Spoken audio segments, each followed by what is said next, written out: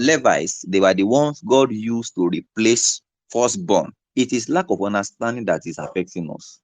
Lack of understanding of the word of God, the lack of quality time for Bible study is affecting us today.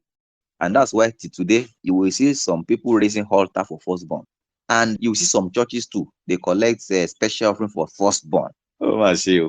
So we do a lot of this because my people perish because they lack knowledge. The last time we were discussing around something like this, we made ourselves understand that if you understand the Bible, you just need to understand this era, how God related with the people of Israel, how that he continued to relate with them and improve on his relationship with them till what we have today. God was the one who said firstborn will be my representative everywhere. So firstborn belonged to him. But that never lasted long. It did not last so long. But if we don't understand the era and what God did part time, you can be referring to that time as if it is today or applicable today. And that is why we say that it is not sufficient to take it as a doctrine today simply because you find it in the Bible. God used it part time. It does not necessarily mean it is relevant today. Okay, maybe we need to quickly confirm this. In Numbers chapter 3, verse 11, the Lord said to Moses, the Levites are now to be mine.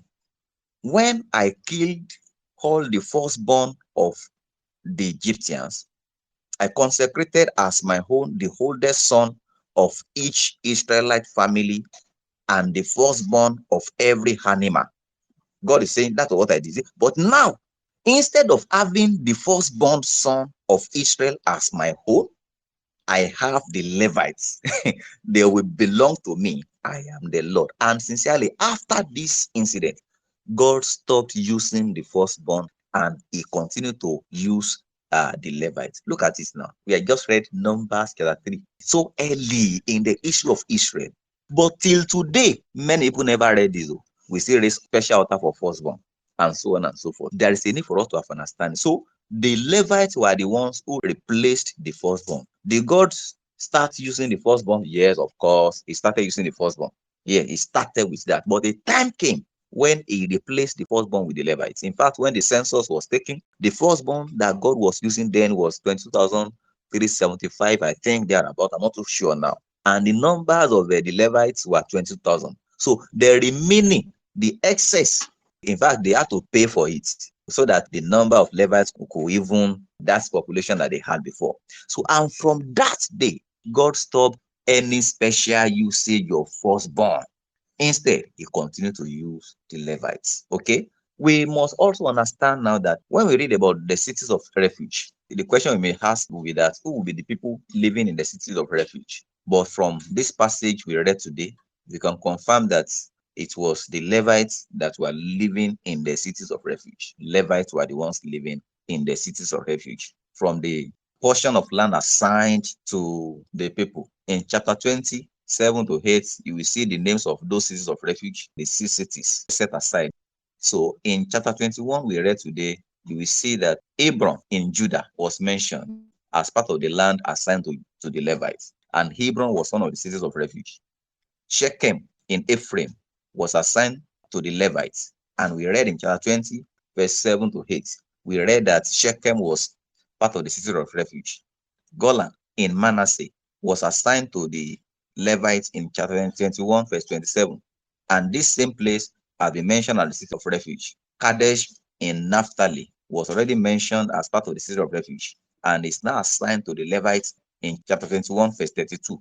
Beza in Reuben, we have read about it that it was part of the city of refuge. We hear it, they mention it here as part of the land assigned to the Levites. Then Ramoth Gilead in Gad, part of the city of refuge, here assigned to the Levites. So we shouldn't have trouble understanding now that it was the Levites who occupied the cities of refuge. I just quickly laid this foundation, and for us to have broad understanding about who the Levites were, how that it was God who chose them to replace the firstborn. So when somebody is calling you for firstborn something today, and you also go, I don't know whether you want to sacrifice your secondborn. I don't know whether you wish that the firstborn be the only one who succeeds. I don't know. I believe and I'm trusting the Lord will help our heart to forego that kind of a meeting and to also seize every opportunity to teach everyone to understand this. The fact that God used certain things then and it is written in the Bible does not make it binding for all generations. He just used it and dropped it. He never went back to it. So till today, we see people collecting offering for firstborn.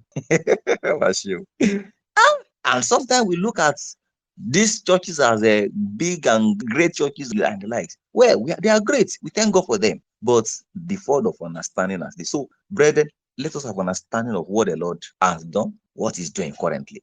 In the salvation process, the Lord started somewhere and He continued to move until where we are now.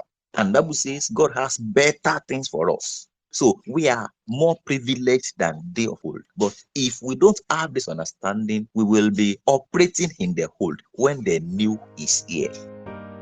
Thank you for listening to this message. Follow us for more scriptural messages as this. You can follow us on all our social media handles on YouTube, Instagram, and Facebook. And you can call us on the number showing on your screen for more information. Thank you and God bless you.